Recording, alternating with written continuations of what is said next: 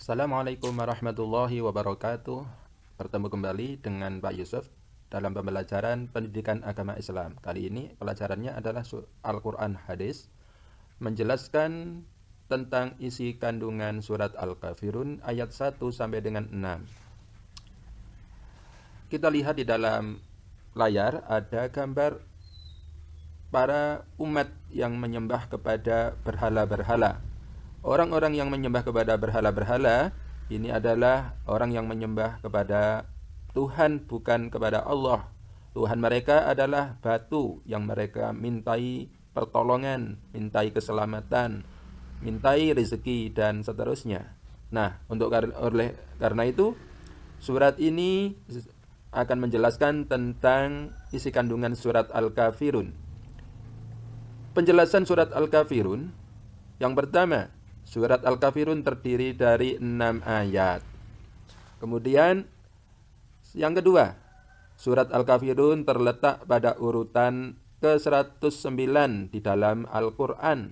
Surat di dalam Al-Quran jumlahnya ada 114 dan surat Al-Kafirun menempati urutan yang ke-109. Yang ketiga, dari penjelasan surat Al-Kafirun, surat Al-Kafirun tergolong surat Makkiyah karena diturunkan di kota Mekah. Nomor 4, surat Al-Kafirun artinya orang-orang kafir. Siapakah orang kafir itu? Orang kafir adalah orang yang tidak menyembah kepada Allah Subhanahu wa taala.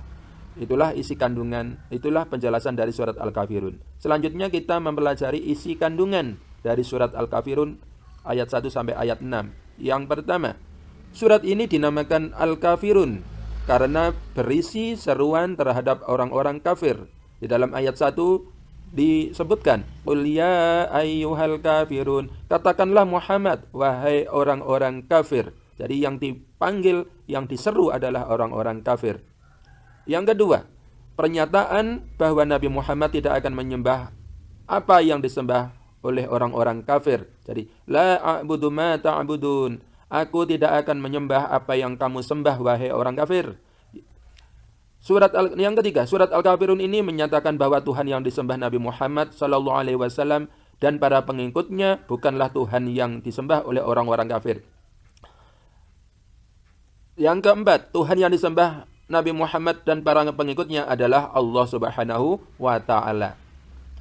Jadi, Nabi Muhammad tidak menyembah Tuhan yang disembah oleh orang kafir, berhala-berhala itu. Nabi Muhammad yang disembah adalah Allah Subhanahu wa taala. Kemudian yang kelima, di Indonesia ini banyak agama-agama anak-anak. Di antaranya ada agama Islam, agama Kristen Protestan, agama Kristen Katolik, agama Hindu, agama Buddha, dan Konghucu. Nah, karena di Indonesia ini banyak sekali agama-agama, maka kita harus saling toleransi terhadap pemeluk agama yang lain. Artinya apa? Toleransi artinya tidak saling mengganggu dan tidak saling memaksakan agama kepada pemeluk agama lain. Nah, inilah penjelasan dari surat Al-Kafirun ayat 1 sampai dengan 6. Nah, kalian pelajari, kalian pahami isi kandungannya dan penjelasannya. Setelah itu kalian kerjakan soal-soal berikut ini. Nah, sekian untuk pembelajaran Al-Quran Hadis yang menerangkan tentang penjelasan dan isi kandungan Al-Quran Hadis.